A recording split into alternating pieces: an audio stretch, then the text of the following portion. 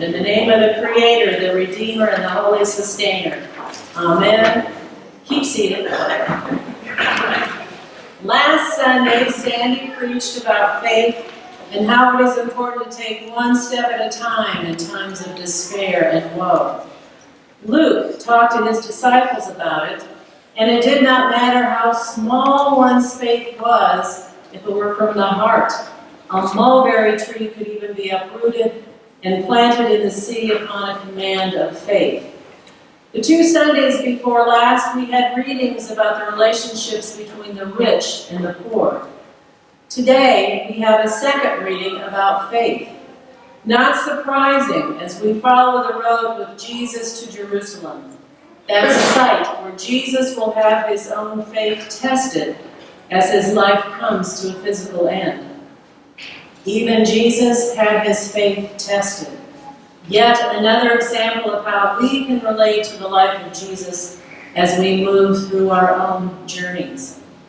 In this reading, sight and faith are woven together, not only in Luke's story of the 10 lepers, but in the Hebrew scripture from 2 Kings about a leprous general who suffered as well. Let's look at Naaman first. He is a commander of the army of the king of Aram, is a great man and in high favor with his master, because by him the Lord had given victory to Aram. Now the writer of 2 Kings has already given credit to the Lord for the success of his commander. But isn't Naaman a foreigner, someone outside of the chosen Israelites? How is this possible? Would the people listening to this for the very first time be surprised, annoyed, or angered that this outsider, this foreigner, had achieved victory?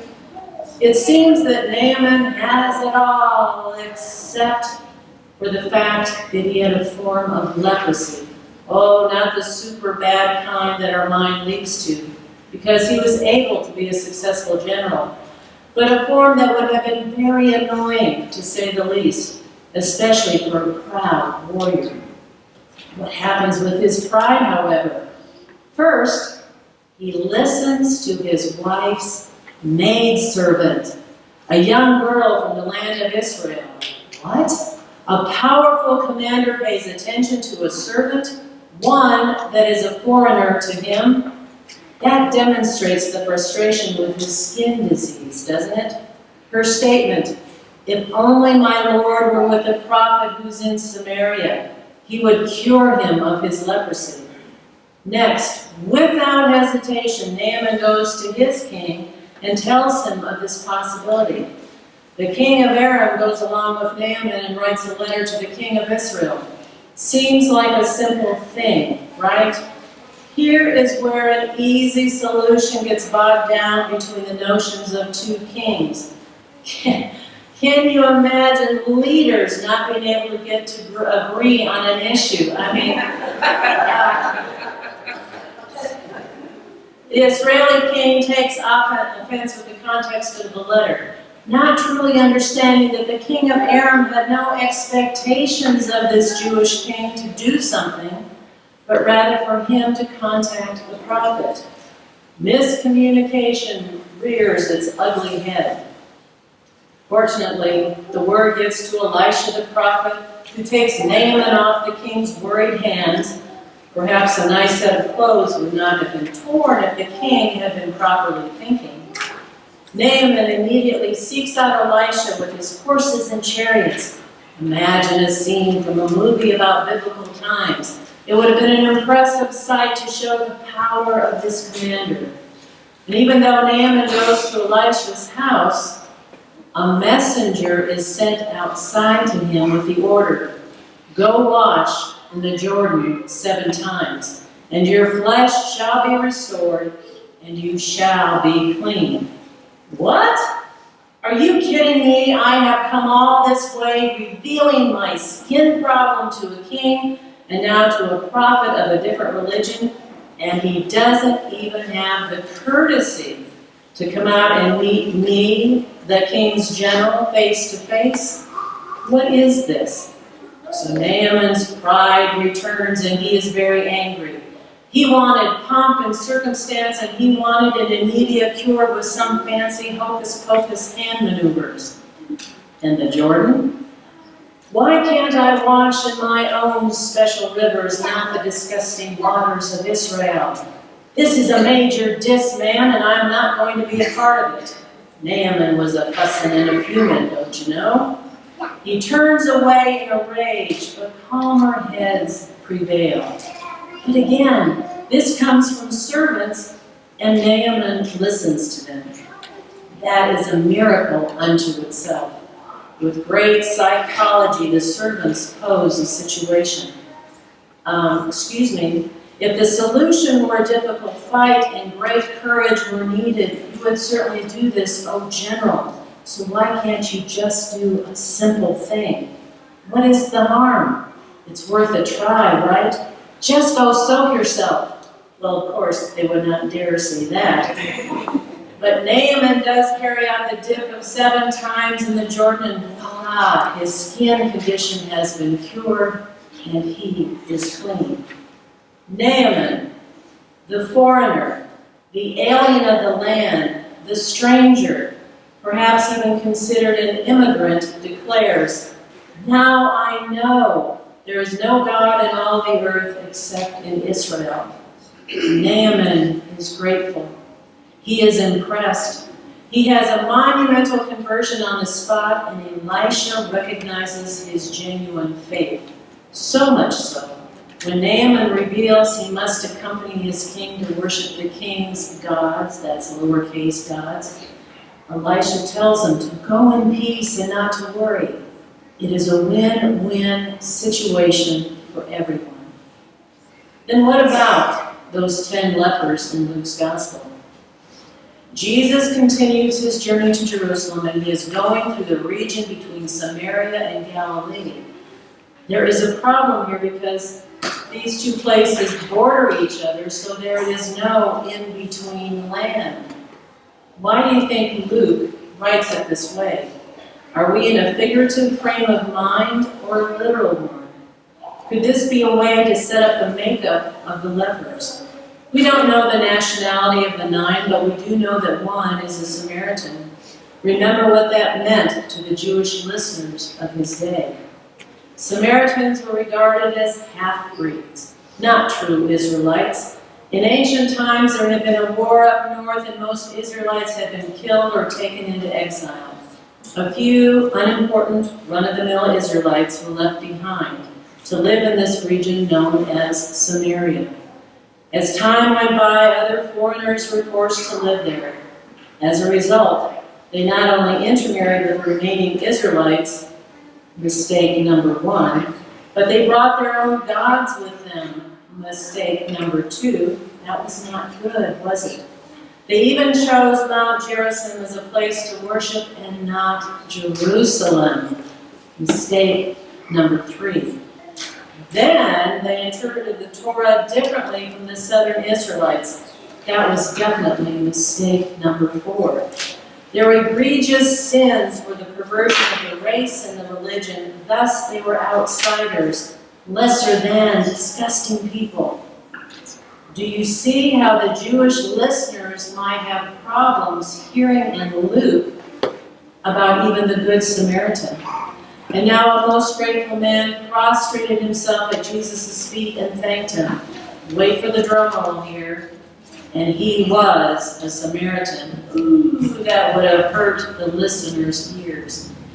These 10 lepers who had entered this village did so without calling out that they were what they were expected to do. Unclean, unclean.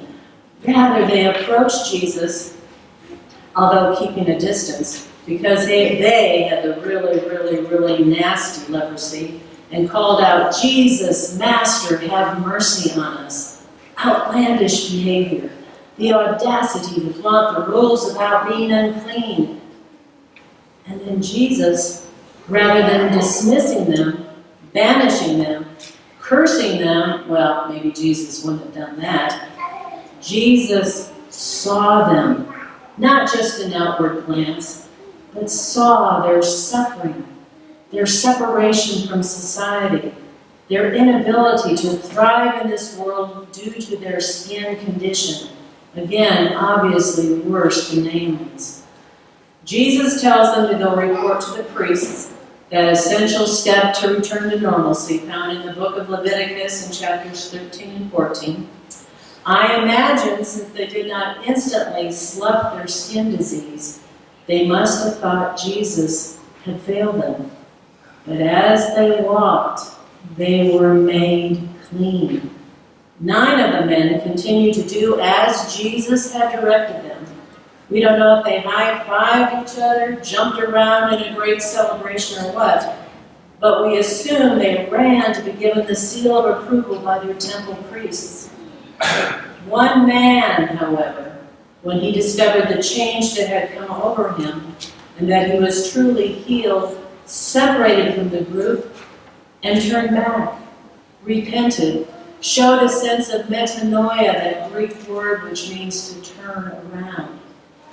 And with a loud voice praised God about this amazing healing. To be whole, to be clean, to have all the possibilities of a good life, and to be treated in this fashion by a Jewish rabbi, this Samaritan, this foreigner, this outsider, and I'll say it again, perhaps immigrant, has been seen and responds in a most grateful way. He is suddenly human, not labeled as anything else, and not treated as anything less. Jesus asked why the other 9 did not return and give praise to God except this foreigner. Everyone knew that foreigners were not allowed to approach the tabernacle. They carried a penalty of death for outsiders or foreigners to do so. This was spelled out in the book of Numbers and Ezekiel. Isaiah did welcome the foreigners, but common actions were to keep them out of the Jerusalem temple.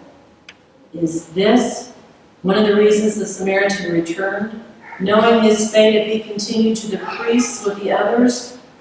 Or was this just another example that the new way of life was to include all people and not dismiss any due to the rules and regulations that had been carried out by the Pharisees, priests, and temple officials? Did the other 9 break their association with the Samaritan because now they could return to a superior place in Jewish society? Had this common bond of being outsiders no longer keep them with the Samaritan, so they had to flee from him to reclaim their rightful place? Whatever the reasons the 9 men had, Jesus sees the Samaritan as a person who has shown great respect and gratitude to God, an action that would be more important than going to a priest, as it should be. Jesus tells him, "Get up and go your way. Your faith has made you well." Or it can be translated as whole or even safe. A Lutheran pastor, David Lowes, wrote, "At the outset of this story, 10 men are stuck. They live between regions in a no-man's land of being socially, religiously, and physically unclean. By the end of the story, all 10 are made well, but one has something more. He has seen Jesus, recognized his blessing and rejoiced in it, and changed his course of action and behavior. And because he sees what has happened, the leper is not just healed, but is made whole, restored, drawn back into relationship with God and humanity. In all these ways he has been, and we must choose a single word, saved. Jesus saw these men, understood their suffering, and knew how to restore them to a good life. How many of us want to be seen? How many of us feel like outsiders at times? Life can present many challenges to us, and sometimes it can seem like a hopeless endeavor to enter into a life with our fellow humans in society, regardless of what it is that separated us. Does our faith in God get us to a better place? Does religion make everything better? Rabbi Harold Kushner, in his book, Who Needs God, writes, "Religion is not primarily a set of beliefs, a collection of prayers, or a series of rituals. Religion is first and foremost a way of seeing.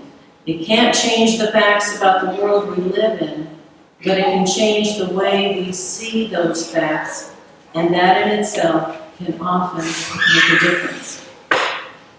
Let us pray. O God, may we drop our pride and rage as Naaman did to understand and accept your importance in our lives.